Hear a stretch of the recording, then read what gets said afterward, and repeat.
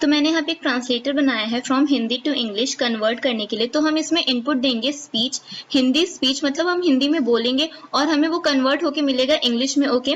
और इंग्लिश में जो हमें आउटपुट मिलेगा वो भी स्पीच में मिलेगा, ओके। तो फिर इसको पहले हम रन करके देखते हैं कि कैसे वर्क कर रहा है, ओके। मैं इसकी वर्किंग दिखा देती हूँ पहले। सो चलिए इसको रन करते हैं। Speak hello to start translation. Hello,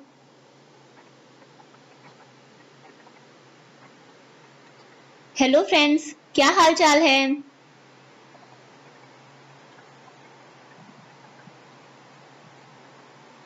Hello friends, how are you? मैं ठीक हूँ।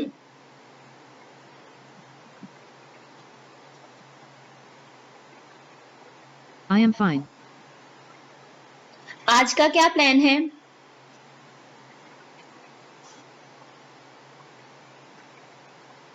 What is the plan for today? कुछ नहीं, बस बाहर घूमने का सोच रही हूँ।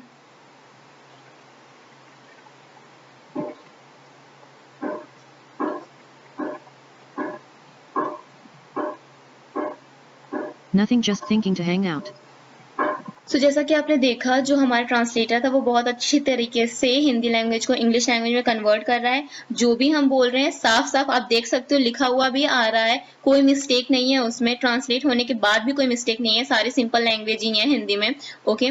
सो आप इसको अपने ऐप में या किसी प्रोग्राम में यूज कर सकते हो ट्रांसलेटर को। ये तो छोटा सा प्रोग्राम था ट्रांसलेटर का, ओके। कोई ऐप बना रहे हो या कुछ भी बना रहे हो, उसमें अगर आपको ट्रांसलेटर की जरूरत है तो आप इसको यूज कर सकते हो, ओके। तो चलिए अब इसका कोड देखते हैं। तो हमने 3 मॉड्यूल्स इंपोर्ट किए हैं जो कि हैं स्पीच रिकॉग्निशन, दूसरा है गूगल ट्रांसलेट ट्रांसलेटर, तीसरा है pyttsx3, ओके। तो स्पीच रिकॉग्निशन जो हमने इंपोर्ट किया है वो क्या करेगा कि स्पीच को टेक्स्ट में कन्वर्ट करेगा। देन जो ट्रांसलेटर हमने इंपोर्ट किया है वो क्या करेगा, हिंदी टेक्स्ट को इंग्लिश टेक्स्ट में कन्वर्ट कर देगा।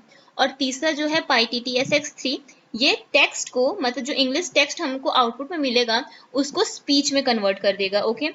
तो हम स्पीच में इनपुट देंगे और हमें स्पीच में ही आउटपुट मिल जाएगा। तो हमने 2 इंस्टेंस बनाए हैं रिकॉग्नाइजर क्लास के, स्पीच रिकॉग्निशन का जो रिकॉग्नाइजर क्लास है उसके, रिकॉग्नाइजर 1 एंड रिकॉग्नाइजर 2। उसके बाद हमने स्पीच रिकॉग्निशन के माइक्रोफोन क्लास का एक इंस्टेंस बनाया है माइक करके, MIC, ओके। उसके बाद हमने pyttsx3 जो मॉड्यूल है उसको इनिशियलाइज किया है और उसको हमने एक इंजन नाम के वेरिएबल में स्टोर किया है। और उस इंजन से हम कॉल कर रहे हैं गेट प्रॉपर्टी मेथड को, जो कि हमें वॉइसेस, जितने भी voices and list of voices वो रिटर्न करेगा और स्टोर कर देगा वॉइसेस नाम के वेरिएबल में, ओके। सो हमने एक फंक्शन क्रिएट किया है टॉक टू मी और उसमें पास किया है audio as a parameter, okay. तो ऑडियो यहाँ पे क्या है, एक तरह का टेक्स्ट है जिसे हमें स्पीच में कन्वर्ट करना है, ओके। तो टॉक टू मी में अगर हम कोई भी टेक्स्ट पास करेंगे तो वो हमें एज अ आउटपुट में स्पीच में मिलेगा, ओके। सो पहला स्टेटमेंट क्या है, प्रिंट ट्रांसलेटर, ओके। इसको स्ट्रिंग में पास किया है और उसके आगे प्रिंट हो जाएगा जो भी टेक्स्ट है वो। उसके बाद हमने इंजन से सेट प्रॉपर्टी मेथड को कॉल किया है। तो ये सेट प्रॉपर्टी मेथड क्या करता है कि कोई जो भी प्रॉपर्टी जैसे वॉल्यूम हो गया या फिर वॉइस हो गया, इसको सेट करता है, ओके। तो ये एक तरह का प्रॉपर्टी ही है।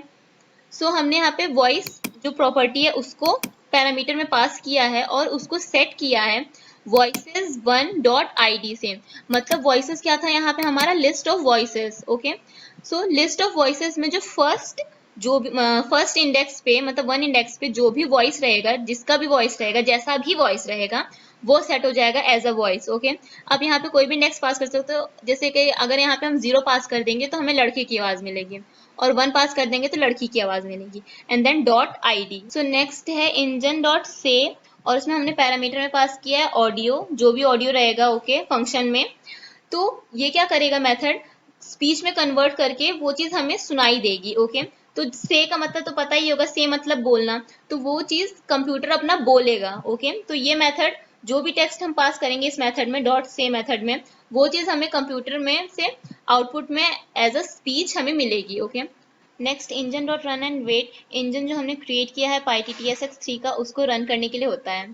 सो नेक्स्ट लाइन है विथ माइक एज सोर्स, मतलब माइक्रोफोन को एज अ सोर्स हम ले रहे हैं, सोर्स ऑफ इनपुट ले रहे हैं। तो हमने यहाँ पे लिखा है विथ माइक एज सोर्स और उसके बाद हमने यहाँ पे फंक्शन को कॉल किया टॉक टू मी और उसमें टेक्स्ट पास किया है speak hello to start translation. तो ये जो टेक्स्ट है ये चीज हमें एज अ आउटपुट में स्पीच में मिलेगी, ओके।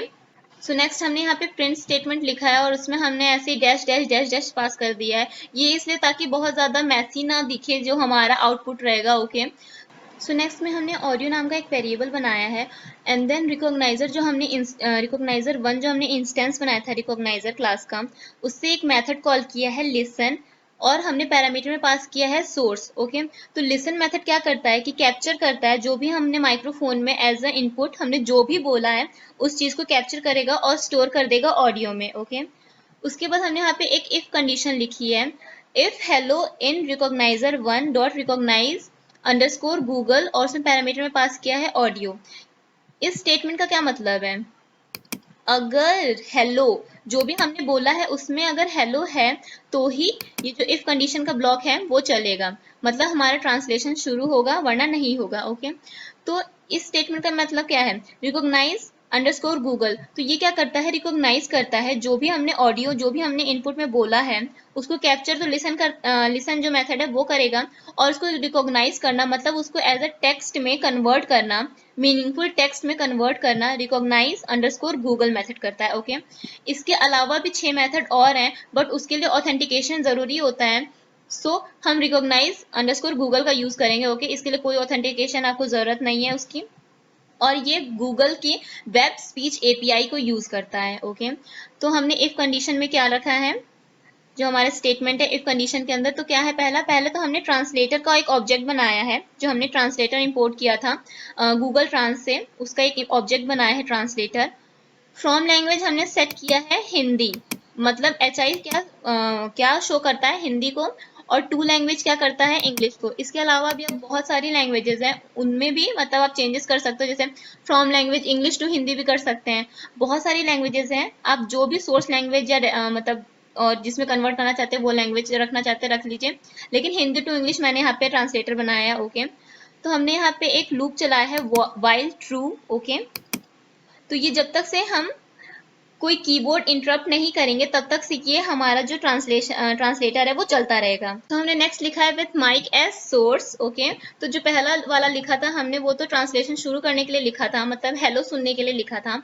सो दूसरा वाला हमने इंग्लिश में ट्रांसलेट करने के लिए लिखा है। ओके, जो भी स्पीच रहेगा हमारा उसको हिंदी स्पीच रहेगा। ओके, तो पहला क्या है, प्रिंट स्पीक अ सेंटेंस, ये लिखा हुआ आएगा। ओके, जैसे ही हमारे लूप में ये पहुंचेगा, मतलब जो हमारा इंटरप्रेटर होगा जैसे ये वाइल ट्रू में आएगा, उसके बाद सबसे पहला क्या है, प्रिंट स्टेटमेंट है तो स्पीक अ सेंटेंस आएगा। इसके बाद ही हम जो बोलेंगे वो हमारा लिसन होगा। ओके, कैप्चर होगा। तो हमने यहाँ पे लिखा है recogniser two dot listen source. Okay, उसके बाद गेट सेंटेंस में हमने लिखा है recogniser two dot recognise Google and then audio. Okay, तो यहाँ पे ये जो सेकंड हम जो भी ट्रांसलेट करने के लिए जो भी हिंदी स्पीच बोल रहे हैं वो चीज कैप्चर होगी और गेट सेंटेंस में स्टोर हो जाएगी। ओके, रिकॉग्नाइज होने के बाद उसके बाद हमने यहाँ पे ट्राई और एक्सेप्ट का ब्लॉक बनाया है। ओके, क्योंकि बहुत बार ऐसा होता है कि एरर आता है, या तो फिर नेट कनेक्शन नहीं होगा इसलिए एरर आएगा, या फिर नॉइज की वजह से अगर ज्यादा नॉइज आ रहा है तो फिर एडजस्ट फॉर एम्बिएंट नॉइज करके एक मेथड होता है, आप उसको भी लिख सकते हो। ओके, अभी यहाँ पे कुछ इतना नॉइज नहीं है तो मैंने यहाँ पे नहीं लिखा है।